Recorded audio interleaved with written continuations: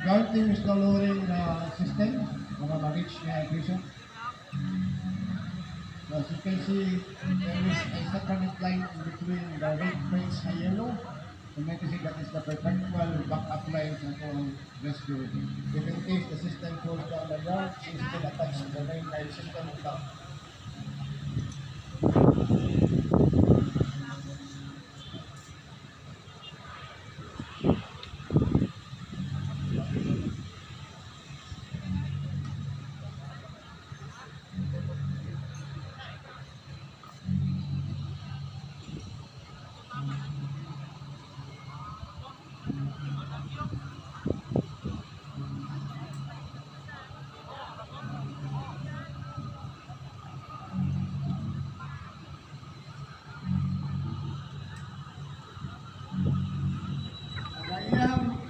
system na nasa tuwa sa ato ang system. Basically, bumak ba na siya fail-safe mechanism. So, she tends to forget na napaset that's when it was not all the systems. So, mahok siya o simakog na yung miss ang mga rescuers na map na nagigod in the ground. She can do it her own na makita siya na system niya is always intact na tap yung whole system.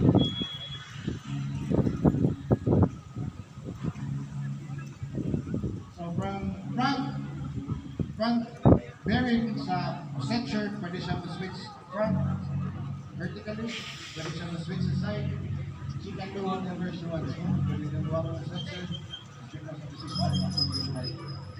So slowly going down until she reaches the patient, and then rescue one, the basket attendant, and try to package the patient. Using a simple system na mag-create of internal lashing and external lashing. So later on, you will see how it's done.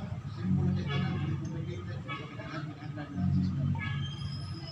So, rescuer 1, rescuer 2 have to communicate, otherwise may look out at ang patient sa basket as well. They are doing it carefully, and nag-impay sa full.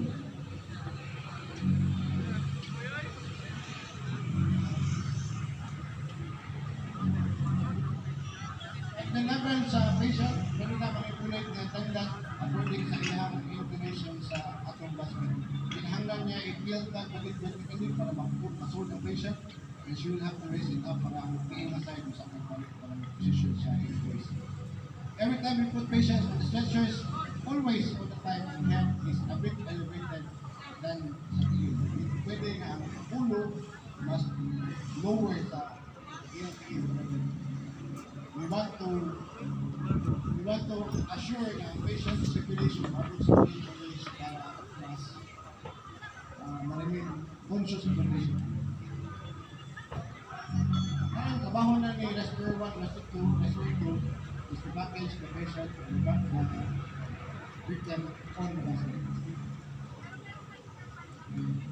Kung tanawan ninyo, complicated restaurant is naghan siya rows in front of them. And it takes so much time to practice just to understand one system. That's why it is called technical assessment. It is not simply called technical vision complicated. And you really need to spend time, resources, and etc.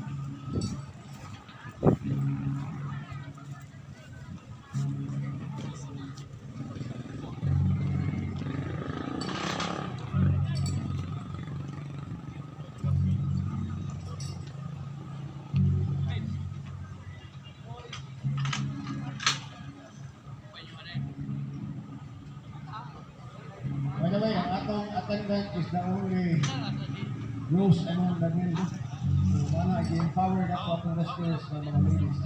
So, what we can do well, we can also do as women.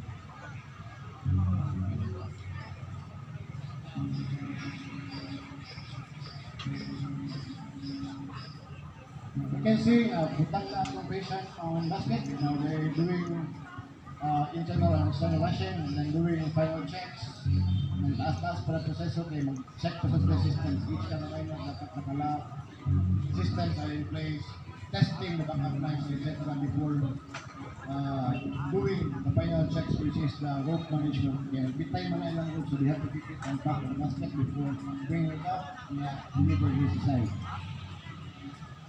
So, ang atong respirator one, di-embargo na niya ang subanan sa pintal, kaya mamaya kita sa atong malintal na nila, o naana sa atong respirator one.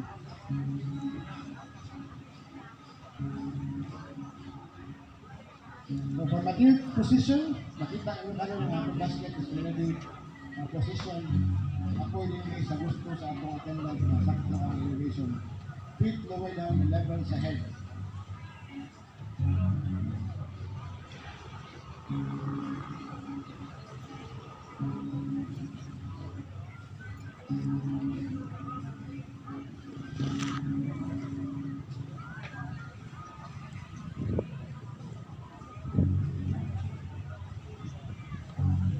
Ini nga system pamilya mo dato gamiton sa mga areas na dili tanan accessible or na-hazard sa palibot. No, the same example ng this side sa atong road na-hazard, so di na to pwede ikan diha in our completion na-hazard ito nga. So we have to elevate her up and then gamit ang road to cover away from the hazard. So daghan kini siya gamit. You just know how to use the system and you train yourself hard na daghan tao tayo para sa practice.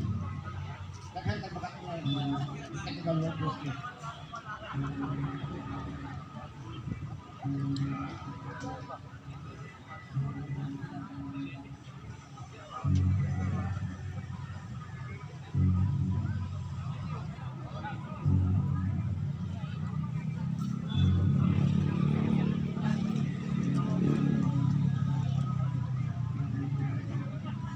Ang atong attendant, you can also adjust yourself accordingly sa iyang gusto na position. Pwede siya mag-stay on top o pwede sila mag-stay below sa atong basket.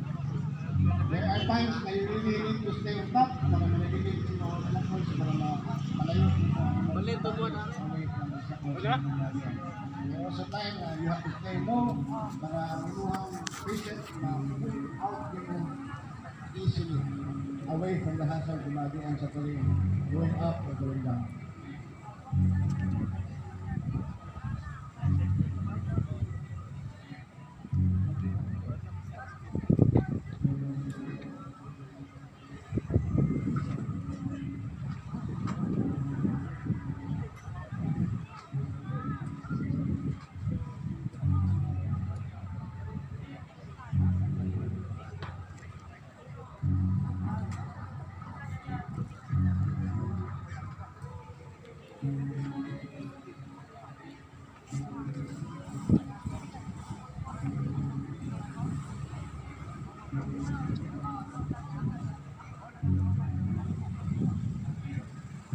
Right now, the rescuer 1 and rescuer 2 is doing final checks at this time, and then doing body checks before the final power, which is the rope management, and the lift yourself up to the time.